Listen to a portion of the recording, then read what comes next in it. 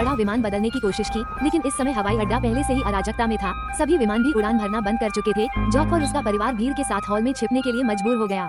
Jacques ने प्रतीक्षालय में अपने बॉस यूरी से मुलाकात की। उनकी निजी विमान को हवाई अड्डे पर रोक दिया गया था और वो उड़ान नहीं भर सकता था। यूरी के सहायक ने एक और विशाल परिवहन विमान ढूंढा, लेकिन विमान बहुत बड़ा था और उसे एक सह पायलट की आवश्यकता थी।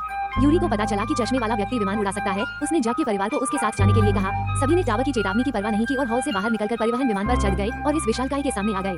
विमान में लास वेगास में प्रदर्शित होने वाली रेस कारें थीं। सामने का रनवे पहले ही टूट चुका था। परिवहन विमान एक बड़ी दरार में गिर गया।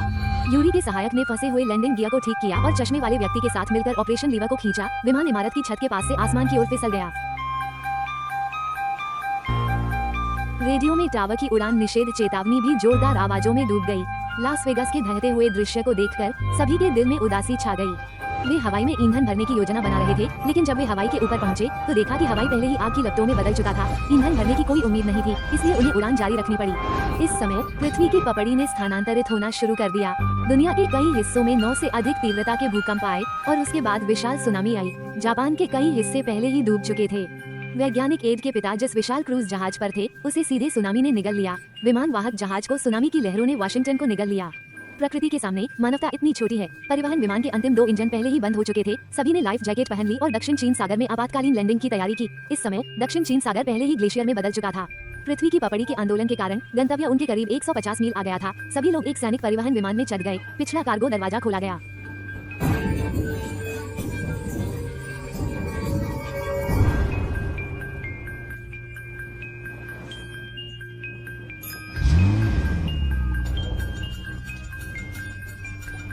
जॉक ने एक झटके में सैनिक वाहन को विमान से बाहर निकाल दिया। अन्य वाहन भी उछलने के कारण सभी उलट पलट कर विमान से बाहर फेंक दिए गए। जॉक और अन्य लोग सुरक्षित रूप से वाहन रोकने में सफल रहे। परिवहन विमान लाइक शेयर सब्सक्राइब करो अपने देसी डिकोड चैनल को। ऐसी धमाकेदार स्टोरीज और एक्सप्लेनर मूवी वीडियोस कहीं और नहीं मिलेंगी।